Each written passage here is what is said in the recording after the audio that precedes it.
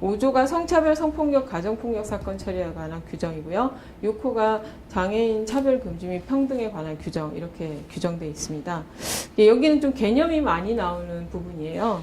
성차별, 성폭력에 대한 개념에 대한 설명이 쭉 나오는데요. 우리는 한국 사회에서 일반적으로 법적으로 제시하고 있는 어떤 성차별이나 성폭력의 규정에 비해서 훨씬 더 엄격하게, 그러니까 엄격하다는 말은 오히려 훨씬 더 광범위하게 규정하고 있습니다.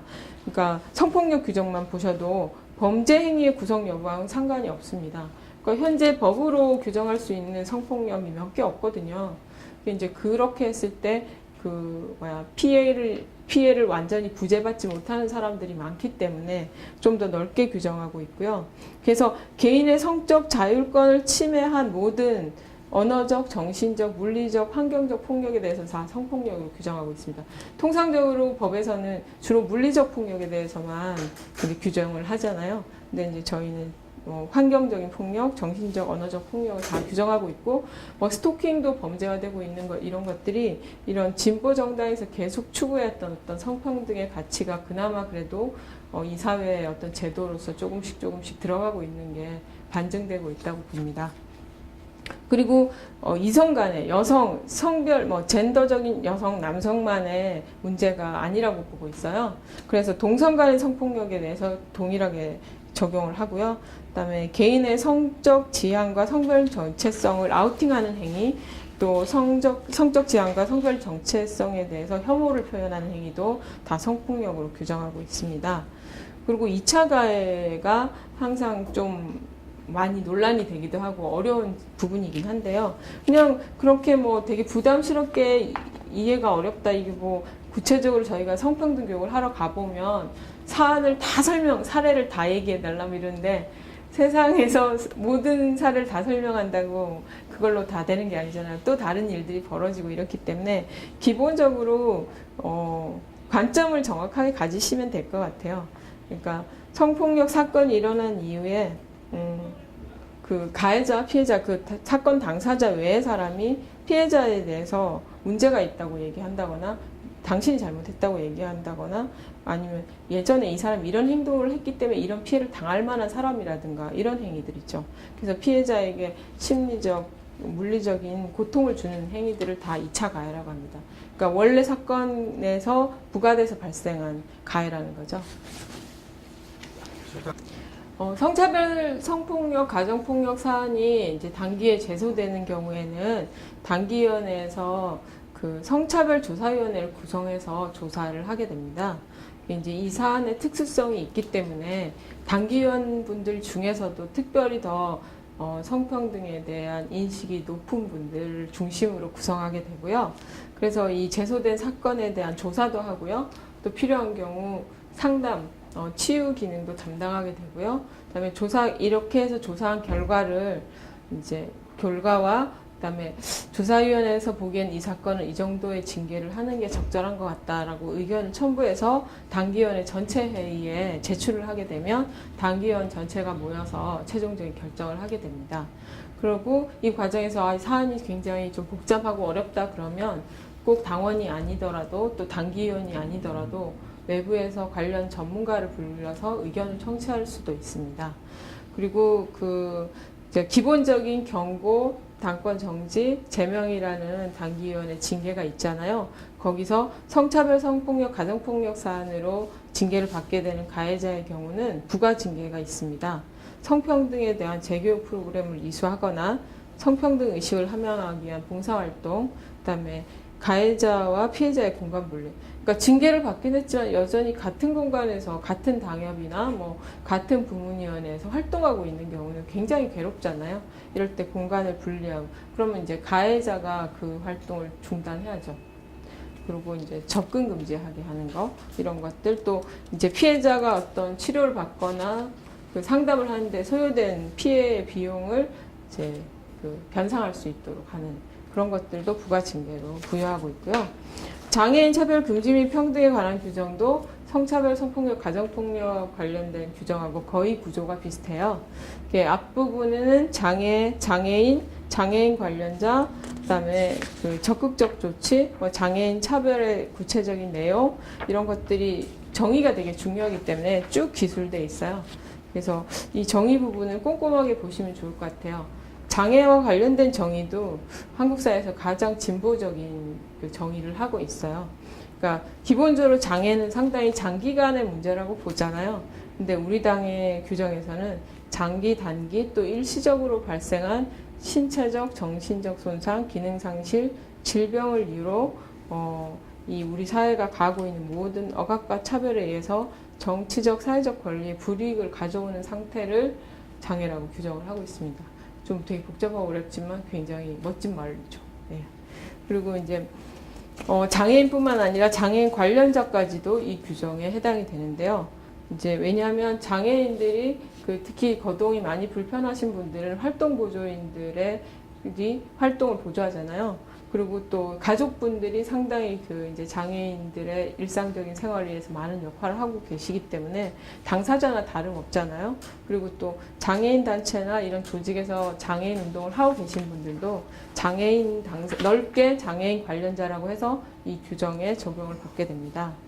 그래서 이제 차별의 구체적인 사례들은 한번 꼼꼼히 우리 당원님들이 그 규정을 한번 보시면서 한번 더 이제 상기를 해주시면 좋겠고요. 그래서 이런 이제 장애인에 대한 차별이 일어나지 않도록 당도 또 당원 개인들도 비장애인인 당원 개인들도 가능한 한 정당한 편의를 제공하기 위한 적극적인 조치들을 취해야 되고요. 또 그럼에도 불구하고 장애인 차별이 현실적으로 발생해서 이 사건에 대해서 당기에서 좀 조사를 해주었으면 좋겠다라고 제소되는 경우는 성차별, 성폭력, 가정폭력 조사위원회처럼 장애인 차별 조사위원회를 단기위원회 구성을 하게 되고요. 그래서 조사 상담, 조사 결과 및 사건 처리에 대한 의견을 전체 단계위원회에 제출하게 되면 그걸로 판단을 하게 되고요. 또 부가 징계도 거의 비슷합니다. 장애인 평등에 대한 재교육을 이수해야 되고, 그다음에 이제 봉사활동, 또 이제 피해를 입은 당사자 혹은 또 차별이 발생한 것에 대한 이 시정을 위한 비용을 지급하는 것을 가해자의 의무로 병가에서 부과할 수 있게 되어 있습니다. 그리고 장애인 평등과 관련된 규정에서 이번에 굉장히 좀 선진적인 제도가 규정이 됐어요. 장애인 평등 교육을 의무화했습니다. 지금 당내에 다양한 교육의 기회들이 있긴 하지만 의무화되어 있는 교육은 하나도 없는데 이번에 장애인 평등 교육이 의무화됐어요. 그래서 1년에 1회 이상 광역시도당과 중앙당 사무총국, 광역시도당 사무처의 성원들을 대상으로 장애인 평등 교육을 실시해야 돼요. 이거 실시 안 하시면 큰일 나요. 의무화됐기 때문에. 그래서 내용은 구체적으로 장애인 인권에 관한 정치, 사회적 차별의 사례들을 구체적으로 살펴보고, 그러니까 비장애인 입장에서는 그게 무슨 차별이야 이런 경우가 꽤 많거든요. 그렇기 때문에 어떤 것이 차별인지 좀 구체적으로 사례를 통해서 실체적으로 알아보는 것들이 되게 중요하고요. 장애인 관련 정책 및 제도, 그다음에 또 진보적인 장애 운동이 2000년대 이후에 이루었던 많은 성과들이 있잖아요. 그런 역사들, 그다음에 우리 당의 당원 당규에 규정된 장애인 관련 규정들, 이런 내용들을 교육에 담고 있어야 되고요. 이제 교육 의무화가 당 조직의 의무를 규정하고 있다면, 두 번째 부분은 당직자, 공직자, 당직, 공직, 출마자, 그러니까 당원 개인들이 교육 이수의 의무를 가지는 부분을 규정하고 있습니다. 여기도 1회 이상 교육을 꼭 받아야 되고요. 이제 예를 들어 출마자들이 출마를 앞두고 교육을 받아야 되는데, 이제 교육을 받아서 교육 받았다는 확인서를 출마 관련 서류와 함께 제출해야 되거든요.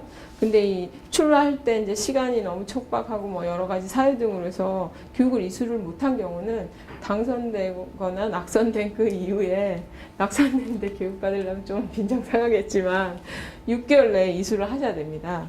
이걸 이수를 안 하면 큰일 나요. 이 단기위원회도 가지 않고 바로 당권 정지가 됩니다. 이거 굉장히 전 좀 그렇게 어떤 규정에 정한 바가 없이 징계가 강하게 적용되는 건 좀 곤란하다는 입장이 있지만, 그만큼 지금까지 좀 당에서 당연히 우리 당원들이 공유해야 될 그런 내용들이 교육이 많이 안 돼 왔던 바가 있기 때문에 이제 의무교육화했고, 그렇기 때문에 강하게 규정하고 있는데 이번 장애인 평등 교육 의무화를 계기로 지금 노동당에서는 성소수자, 여성, 성평등, 그다음에 청소년, 장애인 평등에 관련된 교육을 협의하는 기구를 구성해서 그 내용을 마련을 하고 있어요. 이게 잘 돼서 꼭 장애인 평등 교육뿐만 아니라 성평등, 그다음에 성소수자 인권교육, 청소년 인권교육도 좀 통합적으로 우리 당원님들이 교육받을 수 있는 기회와 컨텐츠를 조속히 마련하도록 하겠습니다. 그다음에 선거관리 규정에서는 이제 내가 선거권이 있는지 피선거권이 있는지 이게 제일 중요하겠죠. 뭐 절차나 이런 건 사실 뭐 그 당직자들이 알아서 하시면 되고요. 그래서 이제 선거권은 일단 기본적으로 선거인 명부 작성 기준일 현재 1년 중에 2개월까지만 당비 체납이 된 경우만 당권이 있어요. 선거권이 있어요. 그러니까 3개월 넘어가시면 투표하실 수 없고요. 그다음에 입당한 지 1개월 이상 되고 첫 당비를 내신 분들은 또 선거권이 있어요. 그러니까 그 3개월 기본적으로 당비 체납 2개월 초과 이 규정이 있기 때문에 그러면 당연히 입당한 지 한 달밖에 안 되신 분은 아무리 당비를 더 내려고 해도 더 낼 수가 없잖아요. 그렇기 때문에 이제 1개월 이상이고 당비를 한 번 이상 납부한 경우는 선거권이 있고요. 그다음에 이 선거일 현재 징계를 받아서 당권이 정지되거나 교육을 이수하지 않아서 당권이 정지된 경우는 투표를 할 수 없고요. 그다음에 요거 때문에 우리 청소년 당원들이 굉장히 불만이 많으신데 선거일 현재 만 14세 이상인 자로 돼 있어요. 실제로 정당법이나 이런 데 보면 미성년자 19세 이하에 대해서 권리가 없는데 그나마 이제 당에서는 조금 더 이 권리의 폭을 넓히긴 했지만 그 청소년 인권운동 하시는 분들은 나이 제한 자체라에 규정을 두지 말자는 주장을 하고 계시고 그래서 좀 이 부분은 그래도 결국은 청소년의 범위가 어디까지인지는 각 나라마다 각 시대마다 규정이 있잖아요. 그런 논의를 좀 해봤으면 좋겠어요. 그리고 피선거권은 기본적으로 선거권의 요건을 다 갖춰야 되고요.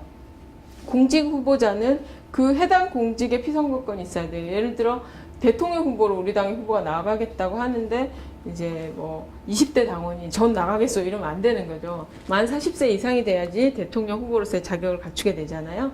이제 그런 경우는 공직 후보의 피선거권이 반드시 있어야 되고요. 근데 이제 피선거권이 제한되는 경우도 중요합니다. 선거일 기준으로 최근 1년간 탈당한 사실이 있는 사람은 선출직에 출마할 수 없습니다. 그러니까 이제 당에 대해서 좀 신중하지 않은 의사결정을 했던 거잖아요. 탈당을 했다, 복당을 했다는 건 어떤 사유에서든 그렇기 때문에 그 이제 일정한 기간이 지나지 않은 상태에서는 어떤 선출직에 출마하지 못하게 해놨고요. 그다음에 제명 처분을 받았다가 제명 처분을 받아도 18개월 이상이 지나면 복당할 수 있거든요. 재입당할 수 있는데 그래도 제명 처분 받은 날로부터 3년이 경과하지 않으면 이제 복당을 하시더라도 어떤 선거에 출마하실 수는 없어요. 그리고 선거일 기준으로 입당한 지 6개월이 경과되지 않으면 또 출마하실 수 없고요. 그러니까 투표를 하는 행위하고 어딘가 당직이나 공직에 출마하는 행위는 또 좀 다르잖아요. 그렇기 때문에 조금 더 기간을 길게 두고 최소한 우리 노동당에 입당해서 6개월 이상은 되신 분이 출마하도록 규정하고 있습니다. 선거운동은 공직선거법 우리 한국의 법에서는 안 되는 되는 행위들을 예외적으로 규정하는 방식이 굉장히 좁은 선거운동. 그러니까 돈은 맞고 선거운동은 풀어야 되는데 반대로 돼 있다고 많이 비판을 하시잖아요. 근데 우리는 다 풀어놓고 예외적으로 규정하는 걸 기본 원칙으로 하고 있습니다. 그래서 뭐 토론회, 뭐 홍보물, 인터넷, 통신, 동영상 다양한 방식으로 선거운동을 입후보하신 분들은 할 수 있는데요. 다만 요즘 인터넷을 많이 쓰는 세상이다 보니까 좀 과다한 정보의 홍수 속에 스트레스를 받게 되잖아요. 예를 들어 출마한 후보가 선거운동 기간 한 달 내내 계속 메일을 보내면 한 사람만 한 30개 정도를 보내는 건데 예를 들면 극단적인 경우지만 한번 저희가 당직 선거를 하면 그 선출해야 되는 사람들이 숫자 되게 많아요. 당대표, 부대표, 뭐 당대위원, 전국위원 이렇게 쭉 뽑으면 투표해야 되는 사람들이 되게 많은데 그분들이 동시에 막 수십 개의 메일을 보낸다고 생각하면 당원들 입장에서 되게 좀 힘들잖아요. 그래서 선거관리위원회가 매번의 선거 때마다 그런 좀 특히 인터넷 통신을 활용한 선거 운동의 방식에 대해서는 횟수나 이런 것들을 좀 제한을 하고 있습니다. 그리고 선출 방식, 이게 되게 중요한 부분입니다. 대표 선출 방식을 보시면 전체 재적 선거권자의 과반수 투표와 과반수 득표자를 선출하게 됩니다. 과반수 이상 투표해서 50% 이상 득표하셔야 당대표로 당선이 되는데, 당대표는 경선을 하게 되는 경우가 꽤 많잖아요. 근데 그 사람이 과반수 득표를 못하는 경우, 예를 들어 올해도 그랬는데 3명이 출마를 했는데 1등이 뭐 40% 정도 예를 들어 득표했다. 그러면 좀 너무 이 대의하기에는, 정치력을 부여받기에는 좀 본인도 그렇고 당원들도 그렇고 흔쾌하지 않은 측면이 있을 수 있기 때문에 이 경우를 대비해서 결선투표 제도를 이번에 새로 도입했어요. 당대표 선거에 한해서만 결선투표를 일단 도입을 해서 향후에 이제 다른 선거에도 더 확대할 수 있을지 여부는 당대표 선거의 결과들이나 이런 걸 좀 경험들이 쌓이면 더 확대하면 좋을 것 같아요. 그래서 대표 후보들 중에 과반수 득표자가 없는 경우에는 상위 득표자 2인을 대상으로 결선 투표를 해서 최종 대표를 선출하게 되고요. 부대표는 4명을 뽑는데요. 이 중에서 30% 할당을 해야 되잖아요. 4 곱하기 0.3 하면 1점인데 사람을 20%로 자를 수는 없잖아요. 그래서 여성은 2명 선출하고 일반 명부에 2명 선출하고 이렇게 해서 각 여성 명부, 일반 명부당 우리 당원님들이 1인 1표를 행사해서 다득표자 순으로 선출하게 됩니다. 그리고 물론 선출해야 될 숫자보다 적게 출마하거나 뭐 2명 출마하거나 이런 경우 찬반 투표하게 되고요. 그 비례대표 국회의원 후보자를 뽑는 게 사실 제일 또 관심사이기도 하고 또 규정도 좀 복잡하게 돼 있습니다. 기본적으로는 모든 후보자들이 나온 후보자들을 보고 그 숫자가 몇 명이든 그 후보자들 총 대상으로 해서 1인 1표를 행사해서 순위를 쫙 정해서 정당 명부를 작성하는데요. 여성이 예를 들어 하위 순번으로 순위가 나오더라도 기본적으로 전체 우리 노동당의 국회의원 비례대표 정당 명부에는 반 이상 여성이 들어가야 돼요. 그러니까 후순위에 결과가 나온 여성 후보도 이 규정에 의해서 상순위로 올라갈 수 있어요. 그리고 여성은 기본적으로 1, 3, 5, 7, 9 이렇게 홀수 순번을 배정받게 됩니다. 이 제도가 상당히 또 우리 한국 정치에서 많은 다른 정당도 참고하게 되고 또 이게 거의 다 대부분 홀수 순번으로 하라고 권고를 하고 있는데 잘 안 하죠. 안 하기도 하고 이런데 저는 정치에 있어서 성평등이 상당히 실현되고 현실화되는 데서 많은 기여를 했던 제도라고 보고 있습니다. 그리고 예외적으로, 그러니까 이렇게 기본적으로 우리 당원님들이 직접 뽑는데 예외적으로 이제 좀 비례대표 국회의원 명부라는 건 상당히 정치 전략적으로 중요한 자리잖아요. 그렇기 때문에 이제 정치적 중요도가 우리 당원님들의 판단이 기본적으로 우선이 돼야 되지만 전국위원회에서 의결을 한 경우에는 이제 1번 누구, 2번 누구, 3번 누구 이렇게 딱 명부를 정해서 이 전체 통으로 당원들에게 찬반 투표를 통해서 의사를 묻는 경우도 있고요. 실제 그렇게 진행된 사례들도 있습니다. 그렇게 해서 전체적으로 비례대표 국회의원 명부를 뽑는 경우를 예외적으로 허용하고 있고요. 그 외의 선출직은 기본적으로 후보자 숫자가 선출자 숫자보다 많은 경우는 다 1인 1표에 다수 득표자 순으로 선출하고, 그다음에 이 후보자 숫자가 선출 숫자보다 작거나 같은 경우는 찬반 투표를 해서 선출하는데, 찬반의 경우 찬성이 과반수 이상 나와야 되겠죠.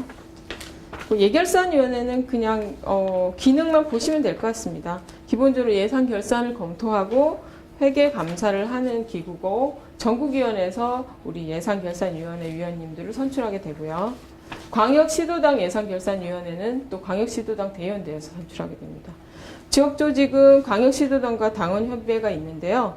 광역시도당은 전국위원회에서 인준하고, 그다음 인준요건은 법률의 시도당 등록 요건과 동일하고, 광역시도당 산하의 대의원대 운영위원회, 또 위원장님과 부위원장님들이 계시고요. 당원협의회도 기본적으로 구조는 동일한데요. 당원협의회 인준 요건은 좀 명확하게 규정되어 있어요. 당원협의회는 기본적으로 인준을 받으려면 CMS 등록한 당원이 100명 이상이 돼야지 당원협의회로서 인준이 가능합니다. 이제 그 당원으로 입당 의사를 밝혀서 입당은 하셨지만 당비를 안 내시는 분들이 많으면 그 지역 조직 자체나 전체 당 조직에 그 건강하게 유지되기에 상당히 무리가 따르잖아요. 그렇기 때문에 이제 CMS에 등록을 해서 당비를 내겠다고 약정하시는 분들이 사실 거의 다 자동으로 빠져나가기 때문에 그런 이제 재정 건전성이나 이런 걸 보장할 수 있다고 그런 보장할 수 있는 징표로 보고 이런 규정을 두게 됐고요. 당원협의회 전 단계인 준비위원회는 CMS 등록 당원이 50인 이상인 경우 설치가 가능합니다. 회계 규정은 일반적인 회계 규정, 우리 당원님들이 내주신 당비로 운영되는 일반 회계가 있고요. 특별 회계가 2개 있습니다. 기금이 2개인데 하나는 비정규 연대 기금이고요. 또 하나는 최근에 생긴 무지개 기금입니다.